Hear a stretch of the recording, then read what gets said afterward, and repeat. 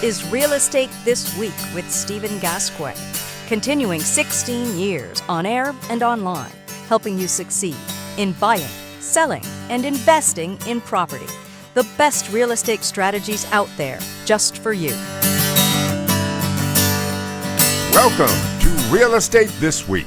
Hi again, I'm Stephen Gasque, and I'm so glad you're here as we look at winning strategies for home buyers and home sellers, tactics and techniques designed to help you navigate your next transaction and coming through it with flying colors. So for that, let's talk to a real estate pro. Joining us now is Kristina Rhodes with the Mike Reeder team at ERA First Advantage Real Estate in Evansville, Indiana. Kristina's been helping buyers and sellers for more than 20 years, and she's a past recipient of the Good Neighbor Award from NAR for her volunteer work launching the first Make-A-Wish Council in Southwest Indiana. Kristina, welcome to Real Estate This Week. Hello, Stephen. It's so nice to be here. I am so glad you're here. So first of all, tell me, how's business in Indiana? Business in Indiana is strong. We're here in the southwest corner of Indiana, and we're blessed to be in a market that offers home affordability and a good, strong economy. Well, that's good. Now, you've probably heard the reports, Kristina, that many markets are changing, and what used to be a solid seller's market in many areas is transitioning to a balanced market and maybe even a buyer's market. Are you seeing that in your area? Absolutely. So that is a trend I think that's happening everywhere. And, for the last couple of years, sellers have held all the cards. And now we're moving not necessarily toward a buyer's market, but what I would call a balanced market, which is, in my opinion, a healthy market for everybody. And tell people who might not know, because after all, it's been ages since we've had balanced markets in America. What is a balanced market? A balanced market is about 6 months' supply of homes for sale, which gives every home a fair shot at getting good exposure to the market. Buyers don't have to be super rushed to make a big decision, and houses get marketing time and they get exposure, and we have multiple showings before we finally come to terms with an offer. I see. They don't have to get in their offer at the speed of light and compete with 20 people for the same house. No, sir. Sometimes, but it is not the norm like it was a few years ago. Excellent. And so let's start talking about winning strategies, beginning right where we are with today's home buyers. Mm-hmm. So Kristina, if someone came to you and wanted to buy a home in your market, what would be your best advice right out of the box to that person? Listen to your realtor. And my advice to them as their realtor is going to be prepared and be realistic. So when you go out there to search for a home, have your financing in line. Know what you're looking for, because every buyer has those lists of things they'd like to have and things they have to have. So let's keep that list realistic and top of mind when we're out there looking. And buyers are educated with all the information that they have at their fingertips on the internet. I want my buyers to feel confident that when they see the right house, they know it's the right house, and they're prepared and they're confident to make a good offer. They're not going to be in a multiple offer situation every time, but certain price ranges are still very competitive. So in my market, 300 and below is considered a first-time home buyer market. So those homes tend to move more quickly than those homes priced higher than 300.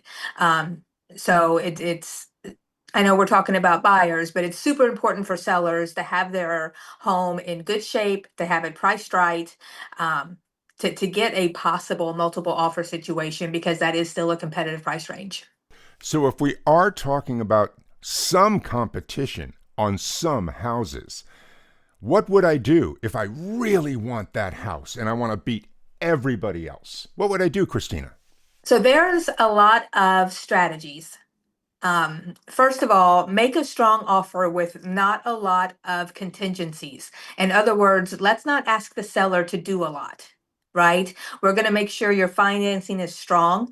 We have a mortgage approval letter. If you can pay your own closing costs, pay your own closing costs.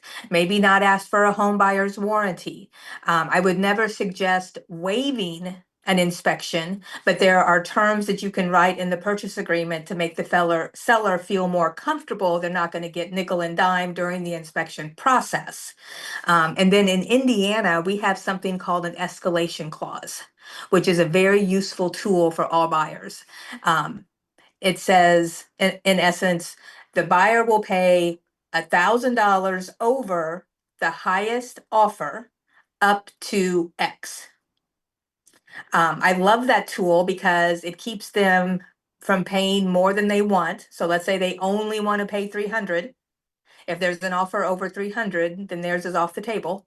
And it keeps them from paying more than they have to because we're going to pay $1,000 over that next highest offer. But a question about that escalation clause, Kristina. Back when I was a realtor, if a buyer came in with an escalation clause, the seller would typically just ask that. That is always a risk. So as long as sometimes they do, they just counter back. Well, 300 is your best. Well, your buyer paid 300. And as long as the agents are totally transparent with how they're negotiating the offer and they leave that decision up to the buyer, then that is totally fine. Okay. And now also, there's an old saying that says, hey, if you want to sleep on it, someone else is going to be sleeping in it. Yes. So there are still multiple offer situations. Some houses still sell really quickly. I would rather my people take a little time than to rush into something that they regret later. I want them to feel confident in the choice that they make. Well, that's good. That's good because, again, if you are peaceful and calm with what you're doing, that's confidence right there. You don't want to be wondering, am I doing the right thing? Is this going to be a disaster, right? Mm-hmm. Correct. Right. And so, what about pricing? It wasn't too long ago buyers had to come in at full price or above full price. Are those days gone? They're not gone, but they are not happening as often either. So in our market here in Southwest Indiana, our list price to sales price ratio is 96.3%. So that's still a really strong number. So sellers are still winning because they're getting really close to asking. But it's 96.3%. So that means sellers are giving a little. They're giving in closing costs. They're giving a little discount in price. There's something they're giving, they're negotiating. Right, right. And something you said a few minutes ago, if a seller has their house on the market, well, they can pay the buyer's commission if they want to, but they don't have to. What are you seeing? I mean, are most sellers paying for the buyer's side of the commission? In our market, sellers are still willing to help buyers pay their real estate commissions. Real estate is still essentially structured this very same way, where real estate commissions are negotiable and always have been negotiable. Just the way we present it now is a little different.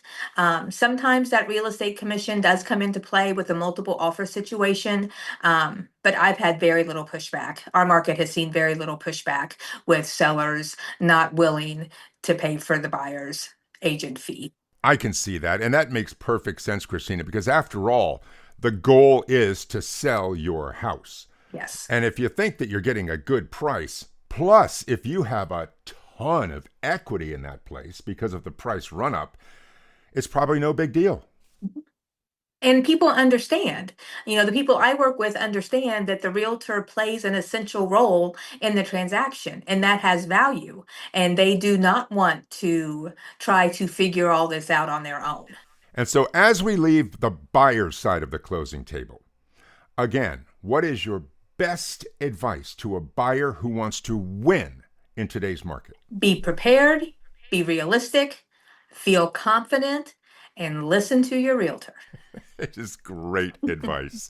And so now let's go on the other side of the table and talk about sellers. Not too long ago, Kristina, as you well know, sellers would get the best possible price in the shortest amount of time. Is that still happening? That is still happening. My sellers still get the best possible price in the shortest amount of time, but that's now no longer hours. Sometimes it's a couple of weeks, 30 days, 45 days. I see, because boy, back then, you put a great house at a great price on the market, and you don't even have time to drive over there. It'll be gone by the time you pulled in the driveway. Yeah, people were making sight unseen, over full price, wave inspections, as is, without ever walking in the door. And what about the condition of the home? Not too long ago, a seller could just put up a for sale sign and it would sell for a pretty good price, no matter what kind of shape the house was in. What about now? Now that we have higher inventory levels, so which goes back to what we were talking about with that balanced market, I if a seller wants that premium price, they're gonna have to put a little effort into it. So the house needs to be clean. The house needs to smell good. It has to have good curb appeal. And staging may make a little bit of difference. And when I say staging, I don't mean you have to buy furniture and hire a designer, but just decluttering, setting some pretty things about, helping the buyer picture the function of each room and how they would live in it. And some people may not know, but a professional stager will come in and give you a consultation on what you can do. They don't always clear out all your furniture and bring in all new rented furniture. They can do that, of course. But at the same time, they can just give you some really solid ideas. Absolutely. And the actual real estate world does not work exactly like you see on TV at times. So yes, you can hire a designer for a consultation to stage your home. That's wonderful. Now, we mentioned this earlier, but you said that sellers are a little more willing to negotiate these days because of the shift in the market. What kind of negotiations are we talking about? Price, the amount of the down payment, the amount of the earnest money? Most seller concessions now involved closing costs, buyer's agent's commission, and then price. They're not going way down on price, right? Just a little bit? Just a little bit, 96.3%. So that's a 3% discount. Right. Excellent.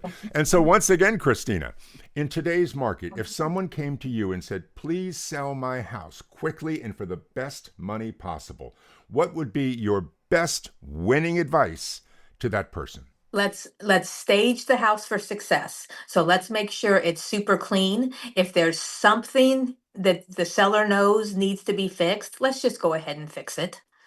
And I try to encourage them to look at their house as if they were a buyer.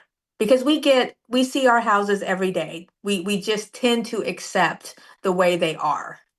So we need to put on a different set of glasses and walk through the house as a buyer and pick out those things and get them fixed before we ever hit the market. Do you mean that if a realtor came into my house and saw all the fishing rods stacked up in the corners of every room, they'd have something to say about it? They'd have to go, Stephen. They would. They'd have to go. And the final two questions for you, Kristina. In today's market, as we're seeing the shift from a solid seller's market into a more balanced market, is this a good time to buy a house? It is a great time to buy a house with the cost of living constantly rising, and rents and utilities and insurance and just groceries, the cost of everything. Buying a house keeps your cost of housing fixed. You get a fixed rate mortgage, and while you're paying for that fixed rate mortgage, the value of your house is increasing, your mortgage is decreasing. You're building up equity that is going to put your family in a good position for the long term. And now the same question for sellers.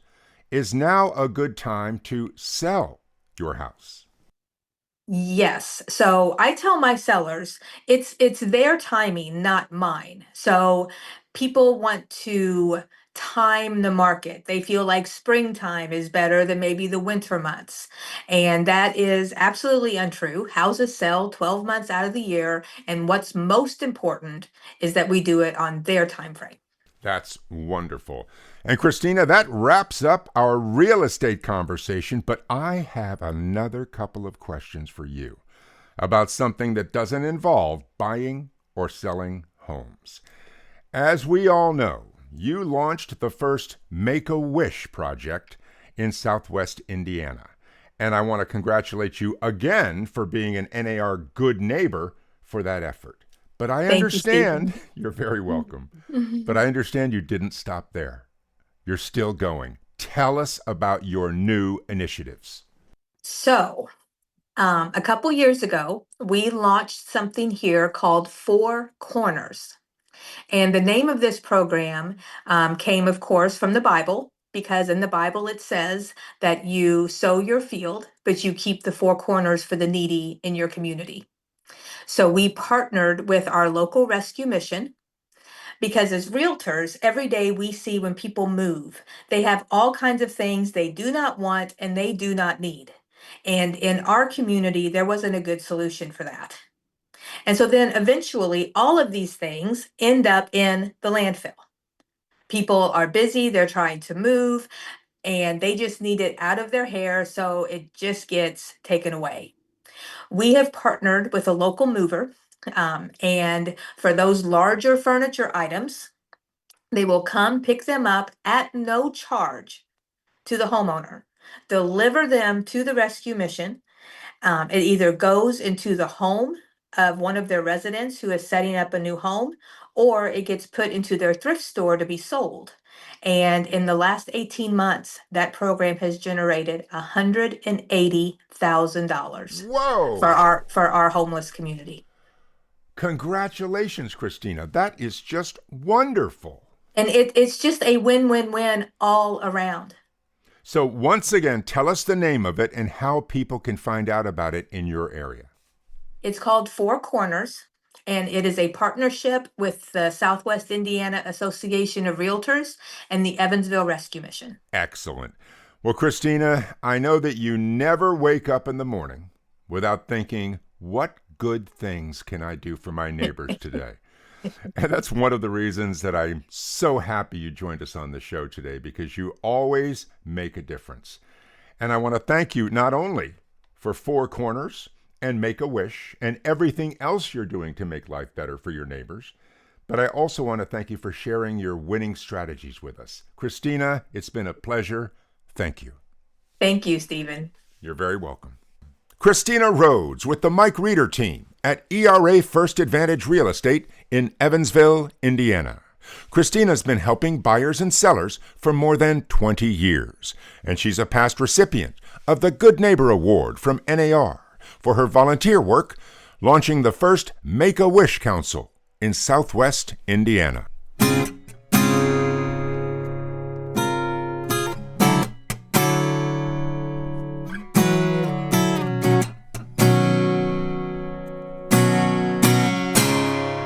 You're listening to Real Estate This Week with Stephen Gasque. And now, it's time for Beyond the Basics, in which we bring your real estate knowledge to the next level. And today, let's talk about one of the best winning strategies out there. Whether you're a home buyer or a home seller, quite often, there's nothing quite so powerful as the word yes. And that one word might be more important now than it's been for years, because for so long, it's been a solid seller's market. There weren't enough houses for sale, and so the ones that did come on the market were in high demand, so a seller didn't really have to negotiate very much, or at all. In many cases, it was their way or the highway. But now, more houses are coming up for sale. And as that happens, the buyers have more choices, and the sellers are not in quite the powerful position they used to be in. And so, As the market shifts, the fundamentals of good faith negotiations are once again becoming very important to every deal. And it's very simple, really. Whether you're the buyer or the seller, just try to say yes whenever you can. Whether you're negotiating the actual contract or some other issues like the inspections or what's included or not, you might get a request from the other side. And when you do, ask yourself 3 questions. First, is it reasonable? Second, will it cost me money? And third, will it cost me time? Okay? And if you determine it is reasonable and it won't cost you money or time, just try to say yes. That will help keep the deal on track, which of course is the big prize. And also, that show of goodwill will mean a lot to the other side, and it might make them more willing to say yes themselves if you have a request. Now, if you're the seller and you're under contract for a great price on your home, the buyer might ask something like, would you consider leaving the window treatments, the curtains, and the blinds? Think it over and try to say yes. After all, those curtains and blinds probably won't fit the windows in your next house, and so leave the buyer with a smile on their face by just saying yes. If you're the buyer, the seller might ask whether they can leave a bunch of paint cans which match the colors of the house. Now, you could say no, since you plan on repainting the place someday, or you could say yes. That would make it a lot easier for the seller, because they wouldn't have to bring the paint to some paint recycling facility. Plus, you might have a few touch-ups you need to do, so it could help you too. So again, when you get a request from the other side of the closing table, ask yourself, is it reasonable? Will it cost me money? And will it cost me time? If it's a reasonable request that won't cost you anything, saying yes might make the transaction a really great transaction for you and everyone else. Next time on Real Estate This Week, the one factor that can make or break your mortgage application, credit. We'll show you how to make bad credit better and keep good credit good. That's next on Real Estate This Week. And until then, I'm Stephen Gasque, and thank you for listening.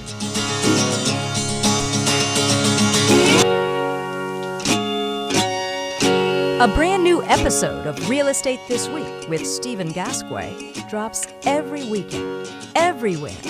And you're invited to listen, subscribe, and follow us. Just look for Real Estate This Week with Stephen Gasque. The best real estate strategies out there, just for you.